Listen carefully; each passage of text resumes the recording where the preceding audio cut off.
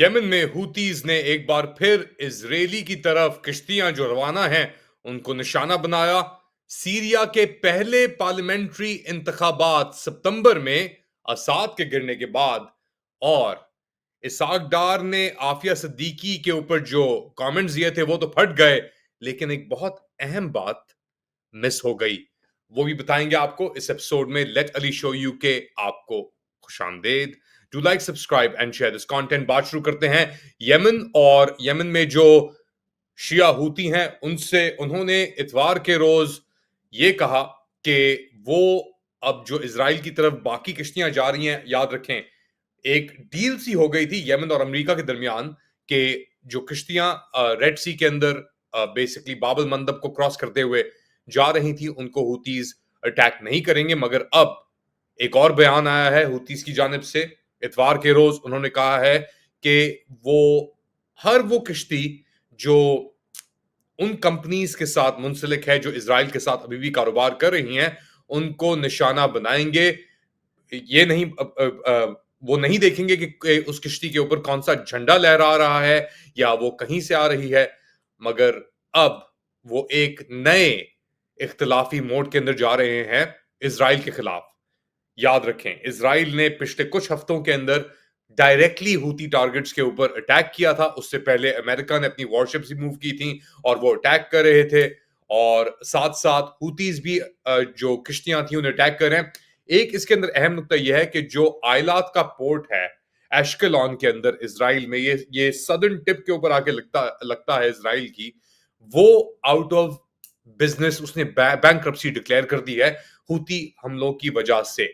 अब इस televised statement के अंदर हूती मिलिट्री स्पोक्समैन ने कहा है कि हर वो किश्ती अटैक करेंगे जो वार्निंग्स उनकी इग्नोर करेगी और जो इसराइल के साथ वो समझते हैं अभी भी कारोबार कर रही है।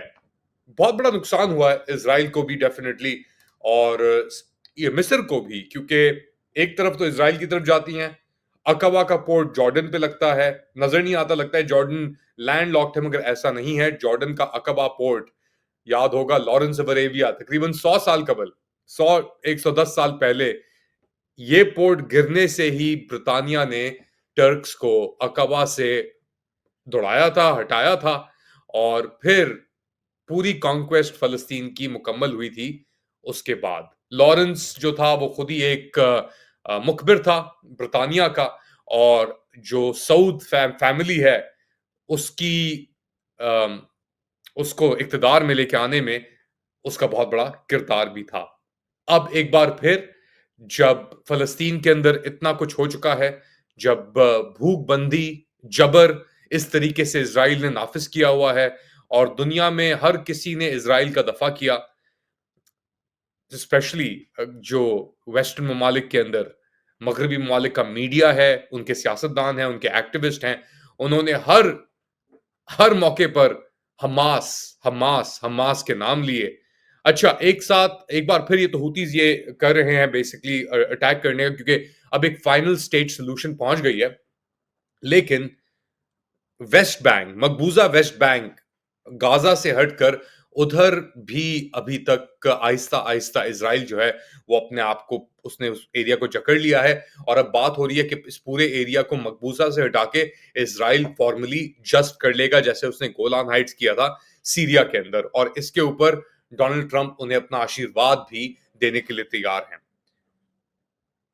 वो देंगे नहीं देंगे वो तो बात की बात है, लेकिन सऊदी अरब ने स्टेटमेंट इशू कर दिया है कि अगर ये हुआ तो फिर ये ऐलान जंग होगा एक तरीके से।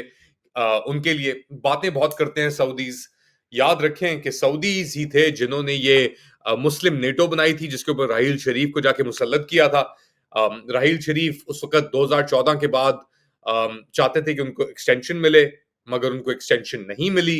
उन्होंने ये वॉर ऑन टेरर के टेल एंड के ऊपर आके, जो पेशावर स्कूल अटैक हुआ था एपीएस पेशावर, उसके हमले के बाद वो दोबारा गर्दिश में आ गए और उनका बड़ा ही फैन फेयर हुआ, उनको प्रमोट भी बहुत किया गया।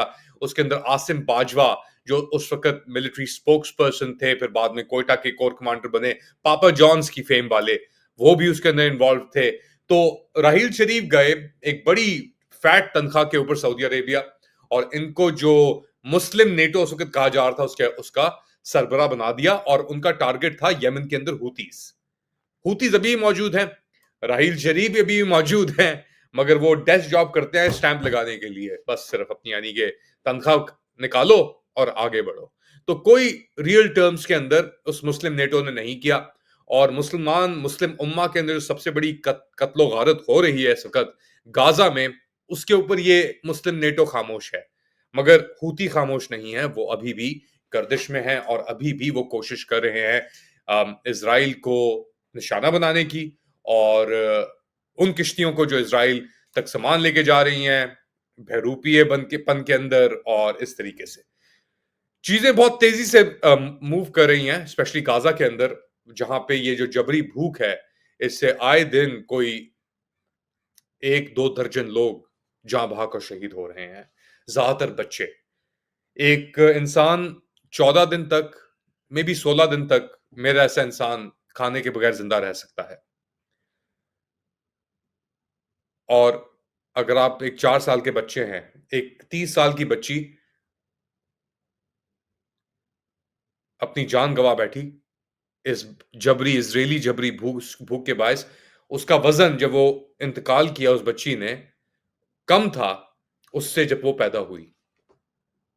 یہ میں سن کے اور وہ تصویریں دیکھ کے میرے رونگٹے کھڑے ہو گئے. مجھے یقین نہیں آیا کہ ابھی بھی ہم یہ چیزیں ہم نے الاؤ کی ہیں اس حد تک پہنچنے کے لیے. دنیا میں 1.3 یا 4 ارب مسلمان ہیں، کوئی 50 کے قریب مسلم مملکت میجورٹی ممالک ہیں، اور سب بے بس ہیں. اوروں کو کیا روئیں جب اپنوں نے ہی دغا دے دی، اور ایکچولی اپنوں نے ہی دی. اب ایک طرف تو یہ سب کچھ ہو رہا ہے، اگر اسرائیل سے نارتھ میں جائیں تو سیریا کے اندر جو نئی حکومت، اب نئی تو نہیں کہیں گے اس کو، آئے ہوئے بھی کوئی 9 مہینے ہونے کو آ رہے ہیں، اور احمد الشرح الجولانی اب اقتدار کے اندر ہیں انٹرم حیثیت کے اندر. مگر ان کی حکومت نے اناؤنس کیا ہے کہ سیریا اپنے پہلے پارلیمنٹری الیکشن انتخابات منعقد کرے گا ستمبر کے ماہ کے اندر، تقریباً 1-1.5 مہینے بعد. اور ایک اس سلسلے کے اندر انہوں نے higher committee for people's assembly election جو ہے، انہوں نے اتوار کے روز یہ کہا ہے کہ 15 اور 20 ستمبر کے درمیان یہ انتخابات ہوں گے. اب سیریا کے اندر بہت پیش و رفت ہو رہی ہے، تقریباً $3 ارب سعودی عرب نے بھی پلیج کیے ہیں سیریا کو دوبارہ بنانے کے لیے، انفراسٹرکچر کے لیے. متحدہ عرب امارات بھی پیسے دینے کی بات کر رہا ہے. جو اریسٹ وارنٹ تھے ٹیررزم لسٹ کے اوپر تھے ان سے بھی ہٹا لیا گیا ہے. یہ پہلے انتخابات ہوں گے اس حکومت کے دوران. پچھلے بشار الاسد کی حکومت کے دوران انتخابات ہوتے رہے، مگر وہ آپ جانتے ہیں کہ پیپر سٹیمپ انتخابات تھے پریزیڈنشل اس کے لیے. مگر اب کیا ہوگا دیکھنا پڑے گا. ایک سہور کر کے SOHR Syrian observatory for human rights ایک آرگنائزیشن ہے، پچھلے 12-13 سال سے آپریٹ کر رہی ہے لنڈن سے. اس نے ایک اپنا انآفیشل پول، یعنی کوئی سائنٹیفک پول نہیں تھا، انآفیشل پول انہوں نے منعقد کیا. 30,000 کے قریب ان کے پاس ووٹس آئے، اور اس کے اندر تقریباً 58%، آلموسٹ 60% جو رسپونڈنٹس تھے وہ کہتے ہیں ان کی پہلی چوائس تھی احمد الشرح. تقریباً 29% نے کہا کہ ہم جو PKK YPG کے جو ہیڈ ہیں ان کو ووٹ دیں گے. کرڈش پاپولیشن کے جو ریپرزینٹ کرتے ہیں ان سے ایک ڈیل ہونے کی بات بھی ہو رہی ہے. اور بیسکلی اگر کرڈس کی پاپولیشن 29-30% تو نہیں ہے، مگر جو کرڈش YPG کی لیڈرشپ ہے اس کے لیے 29%، اور دیگر لوگ بھی اس کے اندر آئے. ایک ایکٹر ڈائریکٹر بھی کا بھی نام آیا. مگر یہ دکھاتا ہے کہ احمد الشرح کی ابھی پاپولیرٹی جو ہے وہ بھی انٹیکٹ ہے. ساتھ ساتھ ایک اس کے اندر کیویٹ ہے، تقریباً 1/3 جو سیٹس ہوں گی 210 سیٹس کی پارلیمنٹ کے اندر، وہ احمد الشرح خود ہی ان کو منعقد کریں گے، اور جو 2/3 کے اوپر الیکشنز پھر ہوں گے. تو سیریا کے اندر ڈیفینیٹلی ڈیولپمنٹس ہو رہی ہیں، مگر ایک سایہ جو ہے اسرائیل کا وہ بھی برقرار ہے. سویدا کے اندر دروز کو لے کر، اور گولان تو جسٹ کر لیا ہے اسرائیل نے. تو دیکھنا پڑے گا کہ یہ کس طریقے سے پلے آؤٹ ہوتا ہے. آخر میں ایک اہم خبر، کچھ دن قبل اسحاق ڈار کا جو انٹرویو تھا اٹلانٹک کاؤنسل کا، وہ پھٹ گیا, آپ سمجھ لیں وائرل ہو گیا, کیونکہ اس کے اندر انہوں نے عافیہ صدیقی کی جو جبری یہ جو ٹرائل تھی اور 86 سال ان کو قید بامشقت دی گئی امریکن کورٹس کے اندر, ان کو اغوا کیا گیا پاکستان سے, رینڈیشن کیا گیا, مشرف نے پیسے کمائے, اور جو ان کے ساتھ زیادتی ہوئی ان کی داستان ان کی بہنیں بھی سناتی ہیں, اور ہر کوئی اس کے اوپر ایک طریقے سے روشنی ڈال سکتا ہے.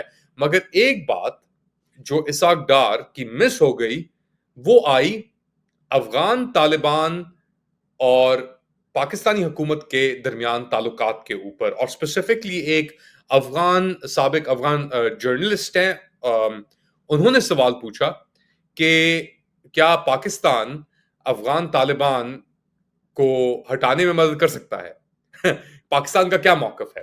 تو اس کے اوپر آپ جواب سنیں پہلے کہ کیا کہا اسحاق ڈار نے اسپیسیفکلی اس چیز کے اوپر, اور پھر میں آپ کو بتاتا ہوں کہ اس کے معنی کیا ہیں. Who spent hundreds of billions between 2014 and 2017 to eliminate this menace. It is a great friend we talked about, his government. They just released the hardened criminals, over 100. They opened the borders. 35 to 40,000 TTPs came back. The Taliban came back. They're resurrection.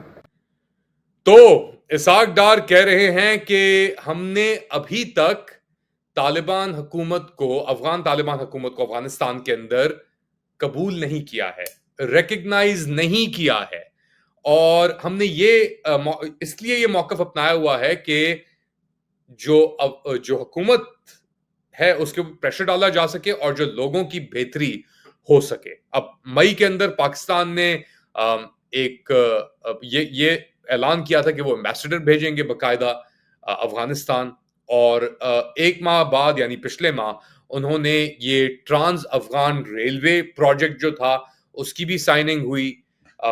یہ خود ہی بھی اسحاق ڈار صاحب نے تصویریں ان کی کھینچی, محمد صادق بھی پہنچے ہوئے تھے, ازبیکستان کے ریپرزینٹیوز بھی تھے, اور افغان طالبان کے جو انٹرم فارن منسٹر ہیں متقی صاحب وہ بھی ادھر موجود تھے. تو یہ سب کے باوجود یہ کہہ رہے ہیں کہ ابھی تک ہم نے ریکگنائز نہیں کیا عام افغانی کے فائدے کے لیے. Kind interesting. اس بندے کو اس پوزیشن میں ہونا چاہیے. یہ بندہ جو پتہ نہیں کتنے اربوں روپے کا فراڈ کر کے بھاگ چکا ہے پہلے پاکستان سے, کتنے اربوں ڈالر کا نقصان پاکستان کو اب اس بندے کی وجہ سے فیس کرنا پڑا. جو ڈالر کو اس نے پیگ رکھا پچھلی دور حکومت کے اندر 150 ہے اس کے اوپر, متحدہ عرب امارات سے سعودیوں سے پیسے لے کے ایڈجسٹمنٹ کر کے اس نے پاکستان کی اکانومی کا بیڑا غرق کر دیا. یہ عمران خان سے پہلے کی بات ہے. اور اب آ کے اس نے ایک بیچاری ایسے شخص, ایسی خاتون جس نے جو وار آن ٹیرر سمبلائز کرتی ہے پاکستان کی طرف سے کہ زیادتی ہوئی, رینڈیشن ہوئی, اس کو اغوا کر کے پیسے لے کے پاکستانیوں نے امریکہ کے حوالے کر دیا, اس کے اوپر جو تشدد ہوا اس چیز کو گندا کرنے کے لیے, یعنی عمران خان کے بغض میں آ کے اس نے کہا کہ جی عمران خان کا ڈیو پروسیس اور عافیہ صدیقی کا ڈیو پروسیس ایک ہے. ایسا شخص جس کے اندر اتنا زہر گھلا ہو کہ اس کو یہی نہیں پتا کہ کیا کہنا ہے کب, کیا پاکستان کی یہ ریپرزینٹیشن کر رہا ہے؟ یہ تو کٹ پتلی ہے. ہم جانتے ہیں حقیقتاً یہ الفاظ, یہ سوچ کس کی ہے اور کون ریپرزینٹ کر رہا ہے. وہی لوگ جو اپنے لوگوں پہ گولیاں چلاتے ہیں پاکستان کے اندر, وہی لوگ جو اسرائیل کے سب سے فیورٹ امریکی جرنیل کو نشان امتیاز دیتے ہیں, NI. مگر کم سے کم اگر وہ امریکی جنرل اسرائیل کا فیورٹ گوریلا کے نام کے ساتھ بھی NI لکھا جائے گا جو ان کے ناموں کے ساتھ لکھتا ہے, تو NI کیا اب آپ خود ہی کر سکتے ہیں کہ کیا DDA کے بعد ڈاکو ڈفر الائنس جو NI ہے نا وہ نشان امتیاز نہیں رہا, اب اس کے معنی کچھ اور ہو گئے ہیں. کیا معنی ہو سکتے ہیں اس کے آپ کے خیال سے؟ بتائیں مجھے کامنٹ سیکشن میں. Do like, subscribe and share this content. اپنا خیال رکھیے گا. انشاءاللہ اگلی بار کچھ ہی گھنٹے میں آپ کے ساتھ دوبارہ حاضر ہوں گا. اللہ